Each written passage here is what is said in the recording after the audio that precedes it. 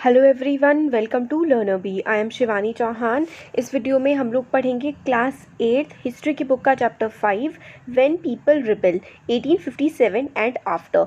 तो लोगों ने विद्रोह किया और विद्रोह के बाद विद्रोह के 1857 के टाइम पर लोगों ने क्या किया था? अंग्रेजी सरकार के खिलाफ रिबेल किया था। रिबेल का मतलब होता है इनके खिलाफ विद्रोह कर देना। और विद्रोह जब किया तब क्या हुआ, और जब ये जो आंदोलन लोगों ने किया इसके ख़त्म होने के बाद क्या चीज़ें हुई, ये हम इस चैप्टर में पढ़ने वाले हैं। तो ये देखिए जो पिक्चर है यहाँ पर ये दिखाया गया है कि सिपाही का मतलब जो हिंदी का शब्द है सिपाही। तो अंग्रेज़ों से सिपाही नहीं बोला जाता था, तो वो लोग सिपाही बोलते थे। तो सिपाही पीजेंट्स होते थे किसान। ये एक साथ इकट्ठा होकर के आए थे ब्रिटिश सरकार के खिलाफ लड़ने के लिए 1857 में।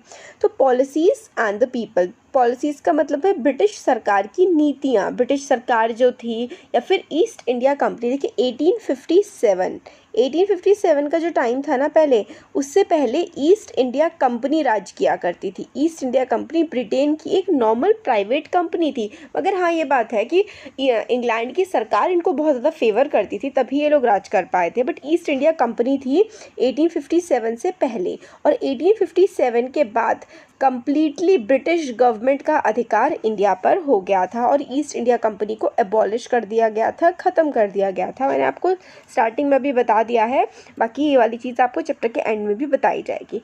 अब इनकी पॉलिसीज़ कैसी थी और लोग कैसे थे। तो प्रीवियस चैप्टर्स में, इससे पहले हम लोग 4 चैप्टर्स कवर कर चुके हैं। हम लोगों ने देखा ही है कि जो ईस्ट इंडिया कंपनी थी ये किस तरीके से लोगों को परेशान करती थी। इवन राजा रानी और किसान हो गए और लैंडलॉर्ड्स जो ज़मींदार होते थे, ट्राइबल रिबेल वाला हमने पिछले चैप्टर में ही पढ़ा है, चैप्टर 4 में। सोल्जर सारे के सारे जो है ना, इन लोगों से परेशान थे। इनकी पॉलिसीज़ को रेजिस्ट कर रहे थे ईस्ट इंडिया कंपनी की। ईस्ट इंडिया कंपनी मतलब अंग्रेज़ों की जो पॉलिसीज़ थी, इनके जो काम थे, वो लोगों को बहुत ज़्यादा परेशान कर रहे थे, लोगों की रोज़मर्रा की ज़िंदगी पर असर डाल रहे थे।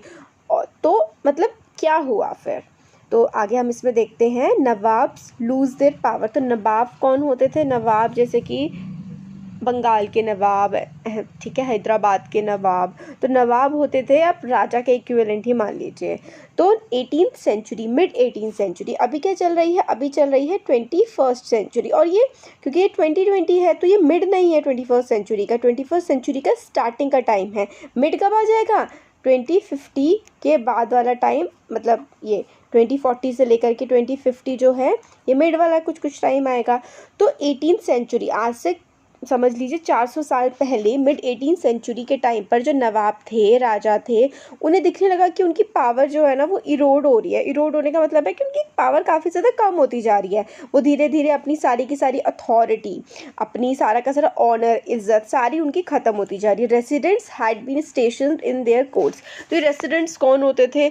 ब्रिटिश सरकार क्या करती थी ना, या फिर ईस्ट इंडिया कंपनी भी यही किया करती थी कि सपोज़ करिए एक राजा है, ए राजा है, इस राजा का दरबार लगेगा। इस दरबार में आपने टीवीज़ में, मूवीज़ में भी देखा होगा कि दरबार में काफ़ी सारे मंत्री होते हैं जिसमें राजा अपना काम करते हैं।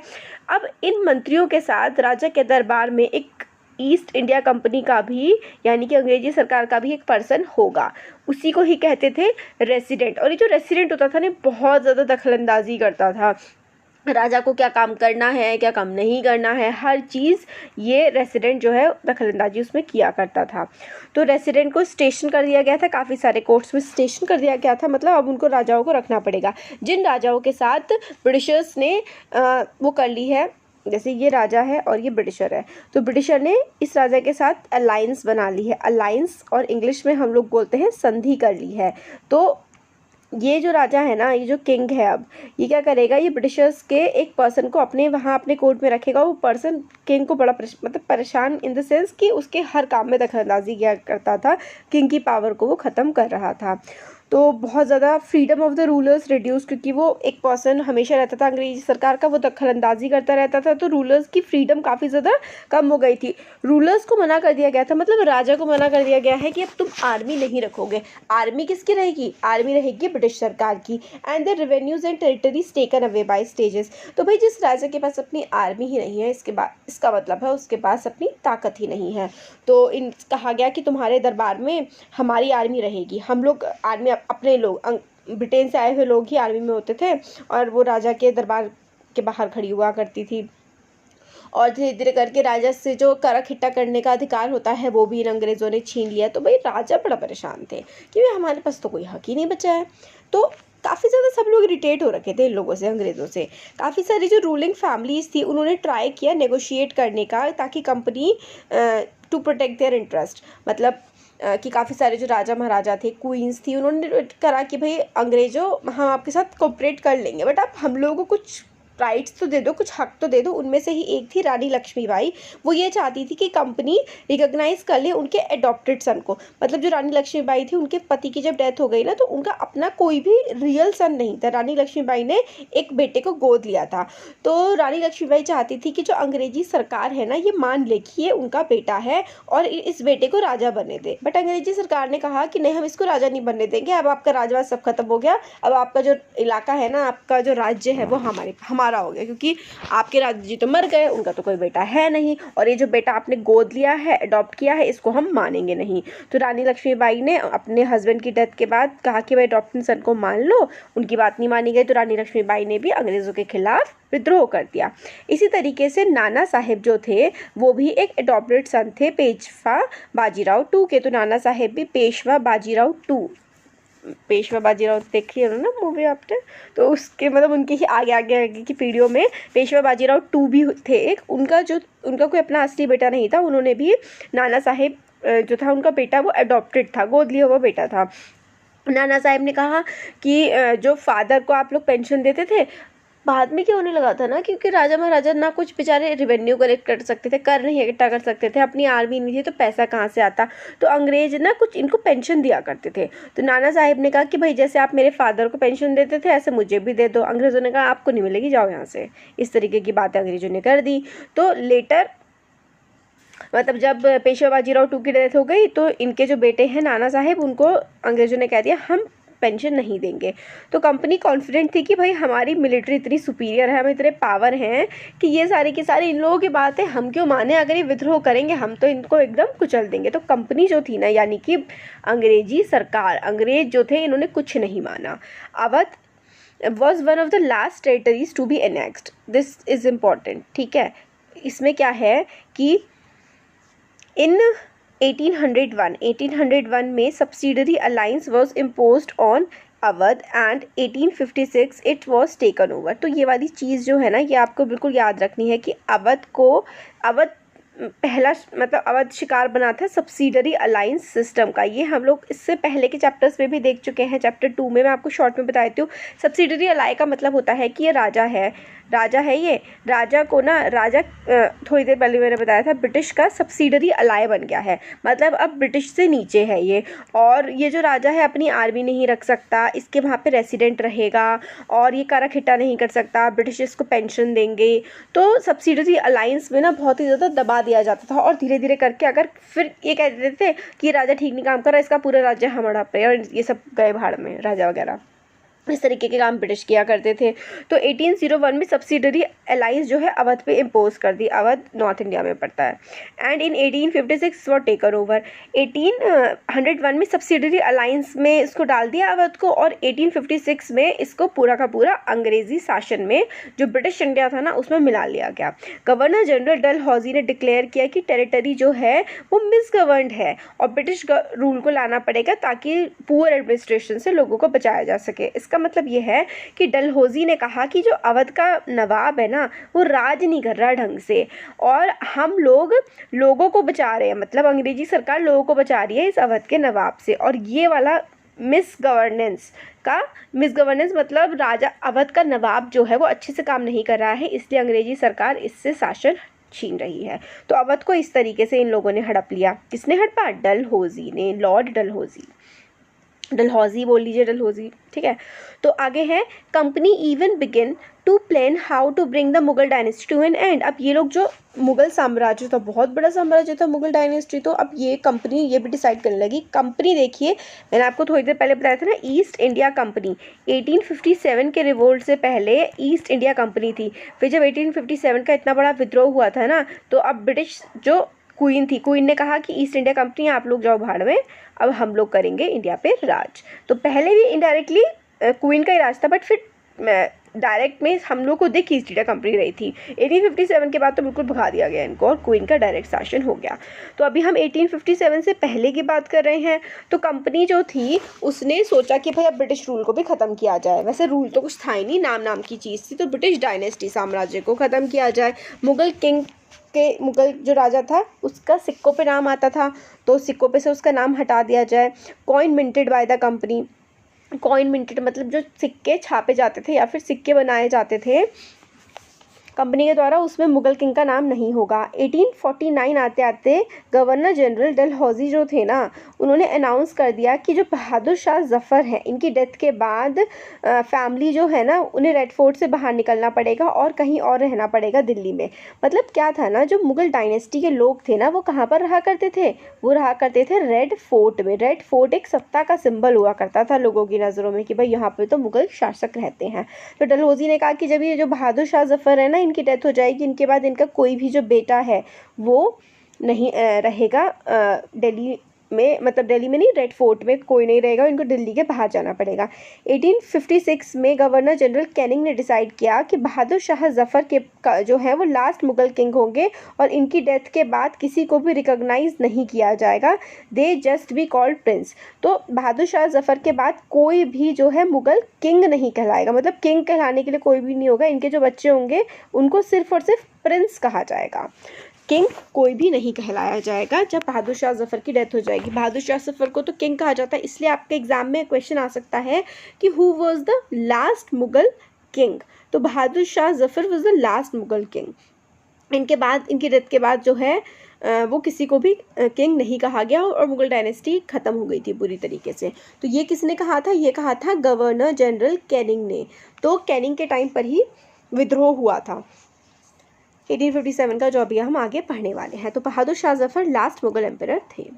अब आगे आता है the peasant and sepoy. Peasant थे किसान, सिपॉय सिपाही, जो सिपाही हुआ करते थे, जो इनकी आर्मी में या पुलिस में सर्व किया करते थे। कंट्री साइड का मतलब होता है गांव। गांव में जो पीजेंट्स हैं, ज़मींदार हैं, वो काफ़ी ज़्यादा परेशान थे हाई टैक्सेस से।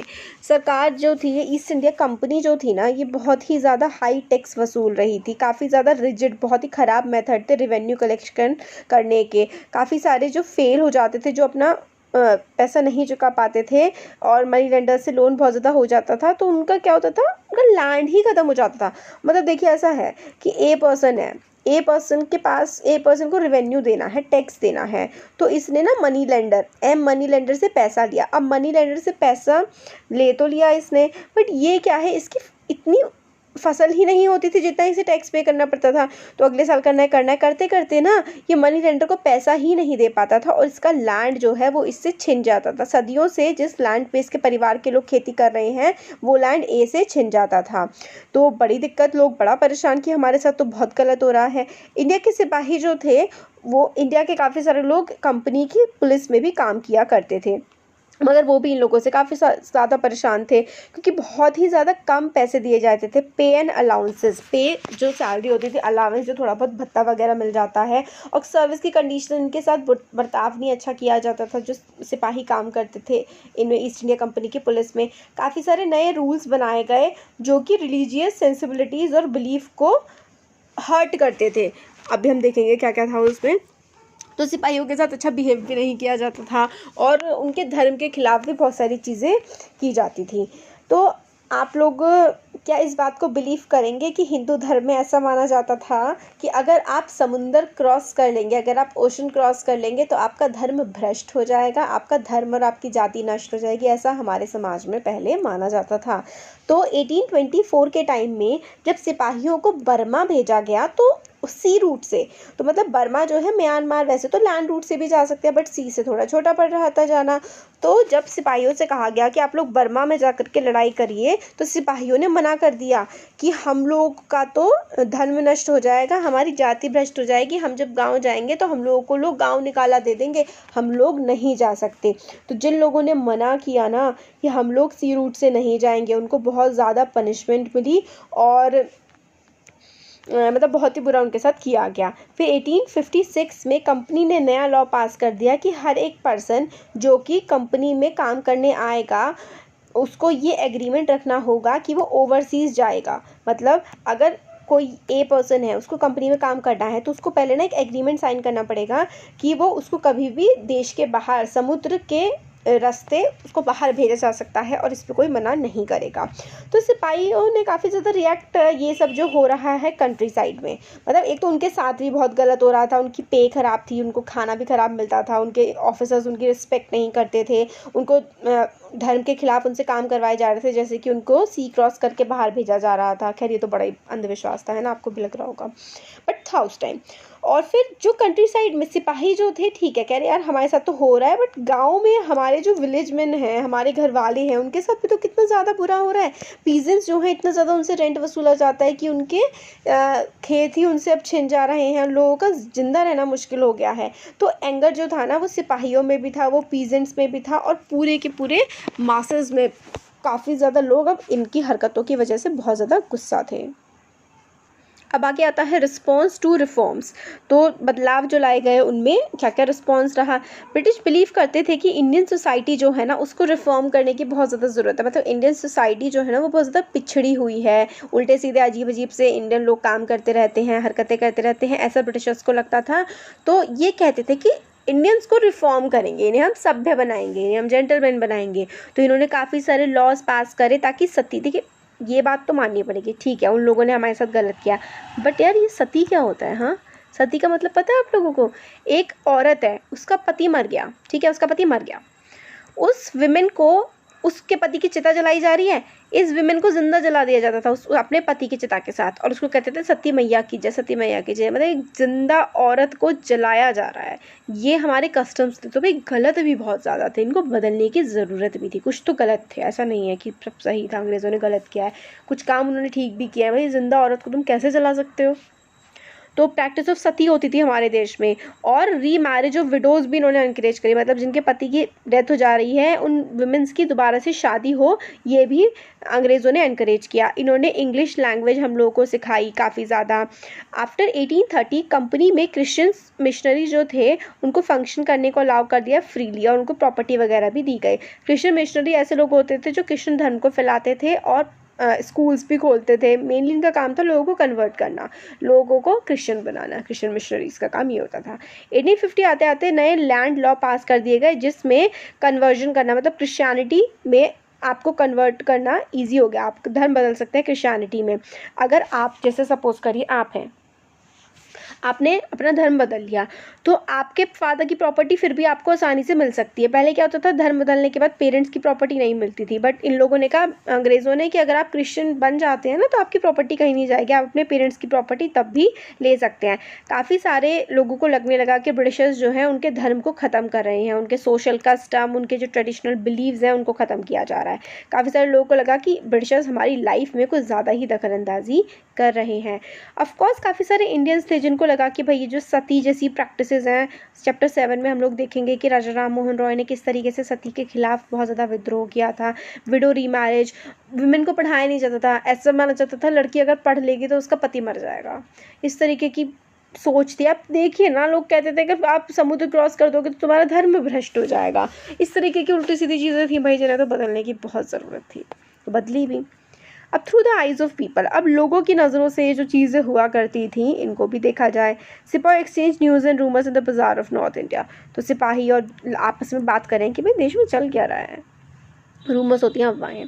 Through the eyes of people, लोगों की नज़रों से क्या कुछ चल रहा था दुनिया में। तो to get the glimpse of what people were thinking those days British rule. तो यहाँ पे हमें कुछ सोर्सेज दिए हुए हैं कि 84 रूल्स, तो एक्सट्रैक्ट दिया हुआ है बुक से, जिसका मजहा प्रभास विष्णु भट्ट ने ये लिखी, विष्णु भट्ट गोडसे ने लिखी है। तो एग्जाम में आ सकता है कि मजहा प्रभास, वैसे तो इतना इंपॉर्टेंट नहीं है बट फिर भी थोड़ा सा ध्यान रख लीजिए। मजहा प्रभास किसने लिखी है? विष्णु भट्ट गोडसे ने, जो कि एक ब्राह्मण थे महाराष्ट्र के विलेज के। वो और उनके अंकल यज्ञ अटेंड करने गए मथुरा में। विष्णु भट्ट बताते हैं कि वो काफ़ी सारे सिपाहियों से मिले अपने रास्ते में जाते हुए, जिन्होंने उनको मना किया कि भाई आगे मत जाओ, कि बहुत ज़्यादा 2-3 दिन में क्या होने वाला है, सिपाही विद्रोह होने वाला है, इनको बताया गया। सिपाही विद्रोह वही 1857 का जो है विद्रोह था, इसमें यह बताया गया है। फिर there was soon excitement in every regiment. तो इसमें बताया गया है कि another account from those are the memoir होता है जो अपनी आत्मकथा टाइप की लिखते हैं, वो किसने लिखे? सूबेदार सीताराम पांडे ने। इनको ये जो है पांडे रिक्रूट हुए थे 1812 में, सिपाही की तरह रिक्रूट हुए थे, मतलब भर्ती हुए थे पुलिस में, बंगाल नेटिव आर्मी में हुए थे। और इन्होंने 48 ईयर्स तक अंग्रेज़ों को सर्व किया है। 48 ईयर की इनकी सर्विस थी और रिटायर हो गए थे ये 1860 में। तो उन्होंने ब्रिटिश को हेल्प करी काफ़ी सारे रिबेलियन को सप्रेस करने में, लोगों के विद्रोह को सप्रेस करने में, दबाने में। बताओ, हमारे देश के ही लोग अंग्रेज़ों की मदद करा करते थे। अंग्रेज़ी शासन इसीलिए तो चल गया क्योंकि हम उनके साथ कोऑपरेट कर रहे थे, हम उनका साथ दे रहे थे। तो इसमें यही बताया गया है कि अवध में किस तरीके से इन्होंने क्या क्या किया। नवाब अवध और king of Delhi one sent all over India to discover the temper of the army. तो किस तरीके से लोगों का मन में बातें चल रही थी, वही सब इसमें बताया गया है। एग्ज़ाम पॉइंट ऑफ व्यू से इतना इम्पोर्टेंट नहीं है, बस यही है। तो अब आगे हम लोगों को इसमें यही है कि म्यूटिनी शुरू क्यों हुई थी। म्यूटिनी का मतलब होता है विद्रोह। अगर जैसे कि आर्मी विद्रोह कर दे अपने शासन के खिलाफ या अपने ऑफिसर्स के खिलाफ, तो म्यूटिनी हो जाती है। तो म्यूटिनी हुई क्यों? देखिए, मेन कॉज था ना कि जो बंदूक चलानी पड़ती थी पहले, उसके एनफील्ड राइफ़ल हुआ करती थी, एक राइफ़ल थी, उसके ऊपर की लेयर को मुंह से हटाना पड़ता था। और ऐसी अफवाह फैल गई थी, सच था या झूठ था भगवान ही जाने अब तो, कि उस पर पिग भी लगा हुआ है, पिग की खाल भी है और काऊ की खाल भी है। अब बताइए ज़रा, पिग जो है वो मुसलमान नहीं खा सकते और काऊ जो है वो हिंदू नहीं खा सकते। अब हिंदू और मुसलमानों ने कहा कि आप हमें ये मुंह से क्यों उतरवा रहे हो, इस पे तो सूअर की और गाय की खाल है, ये तो हमारा धर्म भ्रष्ट करने के बराबर है। ठीक हो गया? तो ये दिक्कत हो रही थी। म्यूटिनी क्या होता है? जब सोल्जर्स ग्रुप बना करके डिसोबे कर देते हैं अपने ऑफिसर्स को कि हम आपकी बात नहीं मान रहे, जाओ भाड़ में। Mutiny becomes a popular rebellion. Mutiny थी, उन्होंने जो कुछ सिपाही थे उन्होंने विद्रोह किया, मगर उनके साथ साथ और भी लोगों ने विद्रोह कर दिया। पॉपुलर रिबेलियन ये बन गया। दो struggle between the rulers and the ruled are not unusual, sometimes such struggle become quite widespread. देखिए क्या है ना, इसमें जो विद्रोह है मतलब कि भाई जो राजा है, राजा के खिलाफ कुछ लोग उठ ही जाते हैं क्योंकि उनको उनकी नीतियाँ पसंद नहीं आ रही होती हैं। बट यहाँ पे क्या हुआ कि काफ़ी ज़्यादा वाइड स्प्रेड ये हो गया था, so that the power of the state breaks down. इतना वाइड स्प्रेड, इतना ज़्यादा फैल गया था, ऐसा लग रहा था कि अंग्रेजी सरकार जो है सत्ता से गिर जाएगी। क्या हुआ, काफ़ी सारे लोग जो हैं वो बिलीव करने लगे थे कि उनका कॉमन एनिमी एक ही है। कौन है? अंग्रेजी सरकार या फिर ईस्ट इंडिया कंपनी उनकी एनिमी है। और वो सारे के सारे अपने कॉमन एनिमी के खिलाफ एक ही समय पर उठ करके आ गए। इस तरीके की सिचुएशन डेवलप हुई। Have to organise, communicate, take initiative and display the confidence to turn the situation around. तो इस तरीके की सिचुएशन डेवलप करने के लिए सब लोगों का एक तरीके की भावना रखना और ये भावना कि हम लोग हटा सकते हैं इस अंग्रेजी सरकार को, ये लोगों में पनपने लगी थी। ये सिचुएशन डेवलप हुई नॉर्दर्न पार्ट ऑफ इंडिया में, मतलब नॉर्थ इंडिया में ही एक्चुअली ये 1857 का रिवोल्ट फैला था। 1857 का रिवोल्ट नॉर्थ इंडिया में ही मेनली फोकस था, साउथ में इतना ज़्यादा नहीं फैला था।